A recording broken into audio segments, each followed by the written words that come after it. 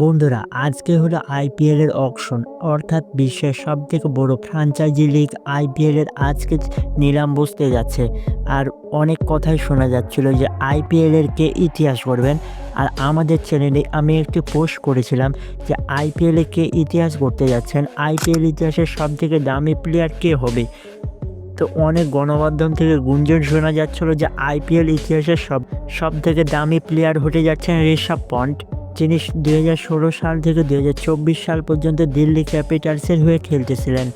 অনেক ভারতীয়রাও মনে করতেছিলেন যে আইপিএলের সবথেকে দামি প্লেয়ার হতে যাচ্ছেন ঋষভ পন্থ, কারণ ঋষভ পন্থের খেলা, ব্যাটিং, তার কিপিং সব দিক থেকেই দারুণ।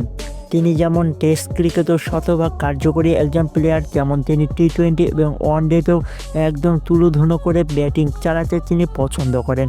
তার স্ট্রাইক রেট প্রায় 160 করে। আর পৃথিবীর মধ্যে অন্যতম তিনি উইকেট কিপার ব্যাটসম্যান।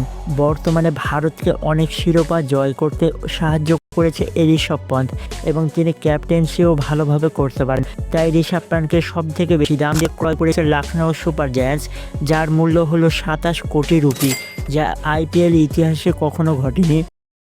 সর্বশেষ ছিল মিচেল স্টার্ক, সব থেকে দামি প্লেয়ার। এরপর আইপিএল ইতিহাসের সবথেকে দামি প্লেয়ার হয়ে উঠেছিল শ্রেয়াস আইয়ার, যার মূল্য ছিল 26,50,00,000 রুপি। কিন্তু 20 মিনিট পরে এই রেকর্ডটিকেও ভেঙে দেন ঋষভ পন্ট।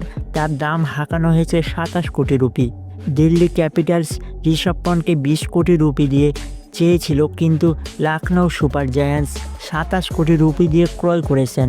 এর ফলে ইতিহাস গড়লেন ঋষভ পন্ট। তা আপনারা কারা কারা ঋষভ পন্টকে পছন্দ করে থাকেন তারা অবশ্যই কমেন্টে জানান।